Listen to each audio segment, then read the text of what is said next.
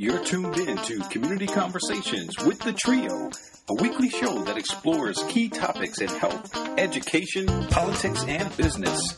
You can always find us on the web at cctrio.com or get connected with us on Facebook, Twitter, and iTunes by searching The CC Trio. And now, your hosts, the Trio, Dr. G, Sean D, and main man Michael Duff, on Community Conversations with the Trio.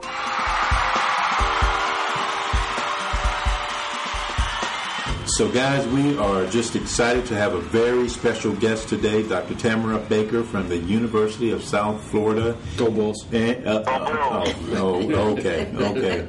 What about the Blazers, the Valdosta State Blazers? I mean, come on, if you got to start that, we got to go all nice. Just calm down. We got a special guest here. Dr. Tamara Baker from the University of South Florida, and guys, she has written, co-authored a brand new book called the Handbook of Minority Aging, and we want to get an opportunity to talk to her, find out a little bit more about the book. I understand this is a book that is long overdue. The last book was written like 50 years ago, maybe not 50 years ago, but it's been a long time. She wrote it 50 years ago? No, of course. Around like 50 years like that. So basically, hot off the presses, Dr. Tamara Baker, welcome to Community Conversations with the Trio. Thank you. How are you doing? I'm doing good. Must be excited? I'm very excited about the book, and people are excited about the book. Wonderful, wonderful. Well, before we get into the book, if you will tell our listeners a little bit about yourself. You're at USF, you're a faculty member over there. Tell us a little bit about your work. Well, actually, as you stated, I'm at the University of South Florida, and I'm in the School of Aging Studies. I'm an associate professor there. And just to give a little background history, because I have to give homage to my HBCUs, I received my undergraduate degree from North Carolina Central University. Go Eagles! Well, Eagles, Eagles are close enough. And my master's in community clinical psychology from Norfolk State University, another HBCU. And then I received my PhD in biobehavioral health from Penn State. Go Lions. And I did my postgraduate work at the University of Michigan and the College of Public Health. And then from there, I was over at University of South Florida.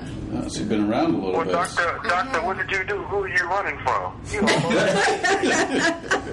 It's all about gaining the experiences. So I work with some great people at all the institutions, and it really set a nice platform for where I am now. And actually, my specific research of interest is looking at disparities in cancer pain management in older adults. So that's actually what I'm doing now, and hope to continue to do that for a long time coming. And the book is a great way to have people to learn about what I do and what others in the field are doing as well. Now, did you work with Dr. Erhayembua at Penn State? I did. We had him on the show. Really? Maybe, a year and a half ago or so? About that, maybe about a year, He's great. And I think he's the chair of my correct. department, or former department now. So, and he was on my dissertation committee. Really? So he knows me well. I know him well. I didn't know we have to talk after the show. So there you go. Is that 6 degrees of separation? Exactly. 2 degrees. Wow.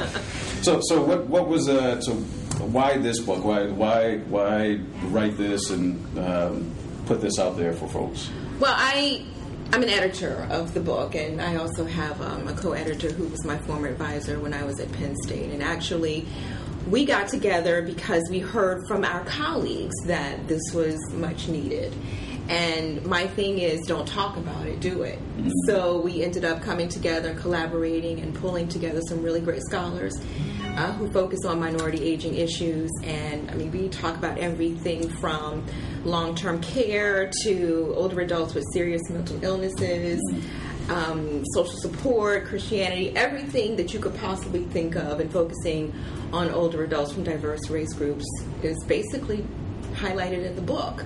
So that's why we're really excited about it, and as I stated, it's much needed, long overdue, and we hope others are excited about it as well. And so I was being a little facetious about 50 years since the last one was written. So when was the last book written around this topic? It was probably in the 80s. It was in the 80s, early 90s that something like this was written.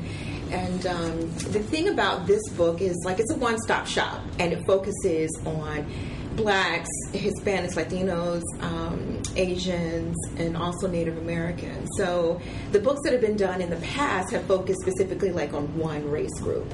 But this is very comprehensive, and that's why I think it's being well received by the audience, because you don't have to go out and purchase multiple books, whether online or hard copy. I mean, it's right here, and everything that you could possibly think of, any topic that you want to focus on is right here in this book. Now, is this a textbook style read, or is this a, I got a couple of minutes spare time, I can... Well, it's not a light read. It's not a light read. But, like I said, it's very comprehensive, and I think anybody from policymakers to students to anyone who just wants to know what's hot and booming in the field of aging studies, they can reference this book. All right. Doctor, does this book talk anything about maybe regional differences in aging? I know that the Southern African American experience versus maybe the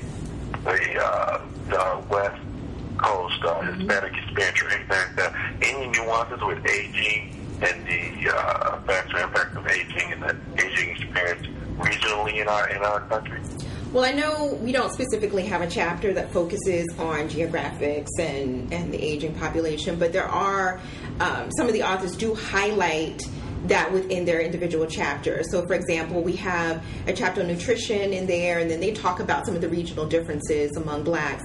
And also with long-term care, they talk about some of the regional differences. So it's not a specific chapter that focuses on that, but it's intertwined with a lot of the chapters that we have within the book. So like I said, it's very comprehensive, and we talk about any and every topic as it concerns older minorities.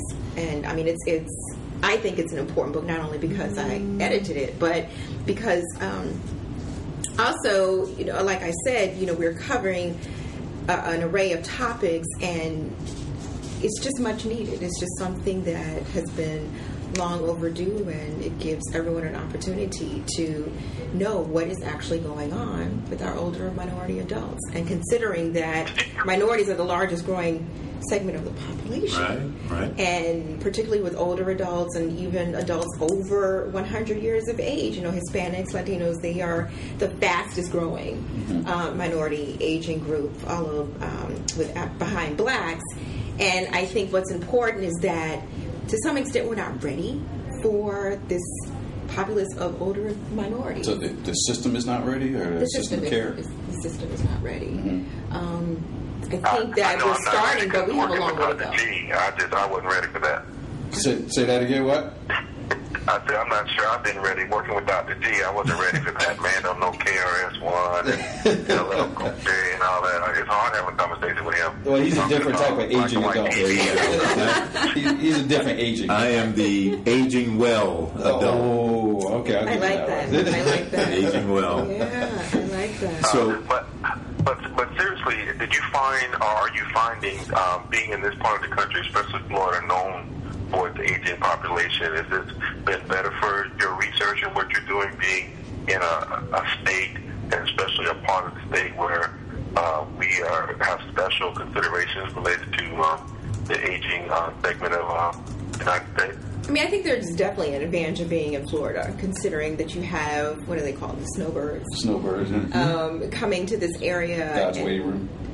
I like that. that's a different. You ever heard that one? Yeah. I shouldn't say I like that. I really haven't heard that concept. Or that. It's called God's waiting room. People retire here to get to the next level. wow. I haven't heard that before. Let me write that one. But yeah, you just got to get out in the community. See, you're at the ivory tower. You got to get out in the community. Maybe that's what it is. I'm stuck behind my desk doing statistics, analyzing data. Statistics. Yeah. So being in this area, though, being in this area definitely has its advantages because you have a large number of older adults. But we still have issues, particularly with my own research and recruiting older minorities for projects. And there's no shortage of older whites to participate in research. But like I said, even with my own projects, the idea is to collect data from whites and blacks over 65. But I'm finding that it's difficult to convince people to participate in the research, regardless of how you frame, your approach to them. But what we are finding is that those who are interested, they're really interested because they want to help, and that's mainly what we hear, is that they want to get their stories out. What are you finding is the difficulty? What kind of feedback you're getting? Because we originally started the show focused on health awareness and the minority community, and I have my thoughts related to that. But I'm curious of what are you finding that's a barrier for minorities participating in these studies? I think it's having access. Well, I don't want to get into all of the barriers, but I think one of the main ones is having access, and also knowing about the opportunities that are available. Transportation is another issue, and then we also have, particularly for the blacks, we have a significant number who are taking care of grandchildren, taking care of children. So to ask them to take time out of their schedule to come and talk to me, I mean, that's a huge issue, and I have to respect that. So these are just things that I have to take into consideration when I'm designing projects and trying to recruit a certain population or a certain sample for my studies. And also the trust issue as well, which is huge. Well, main man, Dr. Baker is being very polite. What if I can translate what she's saying is that you all need to invite me back for a whole nother show to talk about that particular issue. If you want to do that, yes, I can do that. Yeah, you can do that. I can do that. I can literally be here for 5 hours talking about the barriers. It is a complex issue. It is very complex. So, well, thank you for translating that. Yes, for me. yes. Oh, but that's a piece that, again, that's on this show. It's not the first time that we've heard it. Actually, even Dr. Aaron Bua talked about he had to go to billboard advertising, I believe, for his research because he wasn't getting the participation, and that did kind of ramp it up. But just trying to do new things to get folks to participate. I know there's a couple of work groups even around in this area that are working on that issue of being the go-to and a liaison for research to the minority community. Exactly. Of trying to help build trust, and I think that's kind of what a major part comes down to. Is after you get through the transportation and you even have the resources, and even if you can go out to them, it's still the trust of what are you going to do? And I mean, how many times you hear Tuskegee come up again and again? Exactly. But even with Tuskegee, that's something that you have to respect. If that's how they feel as a patient or a potential participant in your project, you have to respect that and understand where they're coming from when they mention that. Well, going back to your book, or book you edited, so you're co-editor on the book. So you had in being a co-editor, there were other people that were writing pieces for it. So how did that that part of it of those involved? How did you? Was it a selection process, or it's kind of a call out to who wants to participate kind of thing? Or, right. Well, yes. A little of both. We didn't send out an email blast saying if you want to participate in contributing to this book, but my co-editor and I, we were very selective as to who we wanted to contribute to this book. And again, these are scholars who are well known in the field, and also upcoming scholars as well, which is one of the things that I wanted to focus on, is that you have a lot of young individuals who are doing some great work in this field, and I wanted them to be recognized as well. And again, depending on the topic area, there was only like 1 or 2 people in the United States who focused on this particular issue. So, it was almost a no-brainer as to who we were going to reach out to as far as contributing to the book. And like I was telling Lee, I was approached about doing this. We even talked about doing this about 3 years ago. So this has basically been 2 years in the making, and trying to organize people, what topics we were going to focus on, people getting back with you, and reading all of the content, which was very fun. Reading is important. Yeah, reading is fundamental. Riff out here for y'all today. But it's just really interesting, the work that a lot of people are doing out here. And again, I'm just glad that we had some really great people to contribute to the book. So it's been a labor of love, and I will do it all over again. So if they ask me to do another edition, I'm down for it. I am ready. I'm more than ready. Yes. Did you mention your co-editor's name? I'm sorry. The co-editor is Dr. Keith Whitfield, and he is out of Duke University. And he was also my former advisor in graduate school. Oh, really? Yes. And Penn State. Yeah. Okay. So I approached him about actually doing the book. And, we're all very busy. But, when certain people ask you to do things, you can't say no. So he couldn't say no to me. Wow. He couldn't say no. Wow. I wish I had. You don't seem like a person that you want to say no to, kind of thing. You're too kind. But it's, like you said, it's a topic that hasn't been written about in a long time, and a lot has changed since the 80s. A lot so has changed. I would suspect that there was a lot of update and just newness in the field, even research, either proving or disproving ideas that existed back. Because if it's in the 80s, I mean, it was actually based on research that was probably 10 years before that. Point. Yes. So really, you're looking at the 70s or so that is actually looking at. So, exactly. And even now, we're talking about issues that people didn't talk about back then, such as serious mental illness in the minority community. No one ever talked about that. No one wanted to talk about it because it didn't, quote unquote, exist. But we know it exists. And I think that's probably one of all the chapters are really good, but that's probably one of my favorites because it does focus on a topic that people just do not want to focus on. It's like it doesn't exist. If you don't talk about it, it doesn't exist. But we know that's not true. That's what we call the crazy uncle in the basement issue that nobody talks about. Nobody talks about. Exactly. Yep. So yep.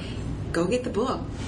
You learn about older minorities. So you mentioned you were asking folks to go get the book. Where can they go find out more about the book if they want to purchase the book? Do you do blogging? Do you have a website? No, well, we do blogging, but it's through the publishing company. Oh, okay. So it's springerpublishing.com. Okay. And then you can also purchase the book through Amazon.com as well. Oh, you're big time. So well, the product is needed, So this is not TamaraBaker.com website. You're actually going to Amazon. You actually go to Amazon, you type in the name of the book, and there it is. The first one that pops up. The first and only one that pops up. So look at you. Dr. D, that's the internet. That's the internet, just your knowledge. I know you're not really up to speed on those things, flip phone and all that. Yes, sir. Yes, sir. That's that www. So, and the name of the book again for folks is Handbook of Minority Aging. It's through Springer Publishing, and Handbook of Minority Aging. It's a great book. You have to go out and purchase it. It's it's a one-stop shop. That's the best way of defining it, being a one-stop shop. Excellent. So any last words for our listeners, any takeaway messages that you want to share before we let you go back to doing your research? I greatly appreciate the invitation to come and talk about the book and talk about what I do. And I'm really passionate about focusing on minorities, particularly older minority adults. And I think it's a topic that, a lot of people, they don't want to focus on. Rightfully so. We talk about children, we talk about young adults, teenagers, but, there's not a lot of emphasis focusing on older adults. And, if we're all so lucky, we can live to be 80, 90, even 100 years old. And I actually dedicated the book to my 90-year-old grandmother. Oh, wow. So she hasn't seen it yet, but she is, she looks like she's not a day over 70. Wow. And she's living on her own, and that's what I want to be like. And that was sort of my inspiration as well, to make sure that this book got done. So I wish we all could be there when you personally present her with the book. I bet that'll be a special, just think about it. special moment. It is going to be a very special moment. And she's going to be very excited. And, I just wish that my mother was here to see, the product as well. But again, we talk about, aging issues. We know that minorities tend to get chronic diseases earlier in life and are sicker from it. And unfortunately, she passed away about 7 years ago because of chronic illness. But I know she would be extremely proud of me. Like I said, it's a great product, and You I gotta think it's stop going to it. You're benefit getting a us lot all of people. emotional. I know. And it's hard to get Sean D emotional. So yeah. I cry at weddings. So, you do? Absolutely. It's a beautiful time. Well, I don't want you to cry, but it's just the seriousness of focusing on older minority adults, and we've come a long way, but we definitely have a long way to go. Excellent. So thank you. Yeah. All right. Appreciate you coming in, Doc. Thank you. Absolutely. I appreciate it. Thank you very much. Thank All right. you. Now get back to doing your research. Thanks for listening. We hope you enjoyed another edutaining episode of Community Conversations with the Trio.